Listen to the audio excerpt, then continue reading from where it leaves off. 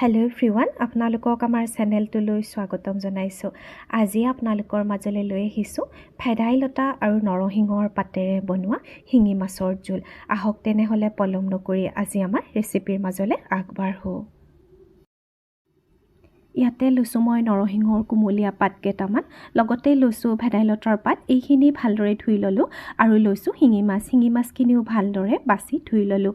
এতিয়া মিক্সাৰ বাতি এটাত নৰসিংহৰ পাতখিনি ঠাৰিৰ পৰা এনেদৰে মই গুচাই ল'ম আৰু লগতে ইয়াতে ভেদাইলতাৰ পাতকেইটাও দি দিম। অকণমান পানী দি এইখিনি মই গ্ৰাইণ্ড কৰি ল'ম। ইয়াতে মই শিঙি মাছ লৈছোঁ আধা পোৱা। মাছকেইটা ভালদৰে বাছি ধুই ল'লোঁ। লোৱাৰ পিছত এনেদৰে অকণমান মই কাটি ল'ম যাতে নিমখ হালধিখিনি খুব ধুনীয়াকৈ সোমাই যায়। চাওক, সোৱাদ অনুসৰি নিমখ আৰু হালধি পাউডাৰ দি মাছখিনি মই ভালদৰে সানি ল'লোঁ। ভেদাইলতা আৰু নৰসিংহৰ পাতখিনি মই এনেদৰে গ্ৰাইণ্ড কৰি ল'লোঁ। গ্ৰাইণ্ড কৰি লোৱাৰ পিছত এইখিনি চেকি ল'ম। চেকি লওঁতে ইয়াতে মই এইখিনি দিয়াৰ পিছত আৰু অকণমান প্ৰায় আধা বাতিমান পানী যোগ কৰি এনেদৰে দি দিছোঁ আৰু ভালদৰে গোটেইখিনি মই চেকি লৈছোঁ। এতিয়া গেছটো অন কৰি গেছত কেৰাহী এখন গৰম হ'বলৈ দিছোঁ। কেৰাহীখন ভালদৰে গৰম হোৱাত ইয়াতে দি দিছোঁ মিঠাতেল। তেলখিনি ভালদৰে গৰম হোৱাৰ পিছত নিমখ হালধি সানি থোৱা শিঙি মাছখিনি ইয়াতে দি দিম আৰু মাছকেইটা মই দুই পিঠি ৰঙচুৱাকৈ ভাজি ল'ম। চাওক, মোৰ মাছকেইটা ৰঙচুৱাকৈ দুই পিঠি ভাজি লোৱা হৈ গ'ল আৰু এতিয়া মই মাছকেইটা এনেদৰে নুমাই থ'ম।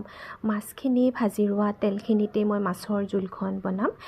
এতিয়া একেখিনি তেলতে মই ইয়াতে এটা এনেদৰে কাটি পিঁয়াজ দি দিছোঁ। পিঁয়াজখিনি দিয়াৰ পিছত আদা নহৰু অকণমান মই থেতেলিয়াই লৈছিলোঁ, সেইখিনিও ইয়াতে যোগ কৰিছোঁ আৰু দুটা কেঁচা জলকীয়া ইয়াতে ফালি ফালি দি দিছোঁ আৰু গেছৰ ফ্লেমটো অকণমান কমাই এইখিনি মই ভাজি থাকিম ইয়াৰ কেঁচা গোন্ধটো যোৱালৈ।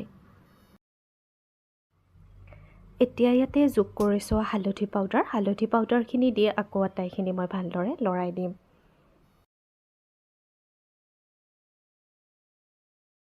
পিঁয়াজ, আদা, নহৰুৰ কেঁচা গোন্ধটো যোৱাৰ পিছত এতিয়া ইয়াতে ভেদাইলতা আৰু নৰসিংহৰ ৰসখিনি দি দিম আৰু ইয়াতে মই আৰু অকণমান পানী যোগ কৰিম। প্ৰায় 1 কাপ পানী দি দিছোঁ, গৰম পানী দিছোঁ আৰু এতিয়া ইয়াতে দি দিম মই সোৱাদ অনুসৰি নিমখ।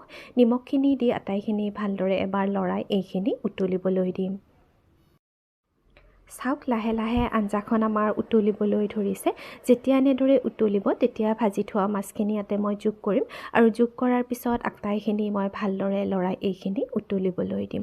প্ৰায় 10 মিনিটমান উতলাৰ পিছত আমাৰ নৰসিংহ আৰু ভেদাইলতাৰ সৈতে বনোৱা মাছৰ জোল ৰেডি হৈ যাব আৰু মই গেছটো অফ কৰি দিম।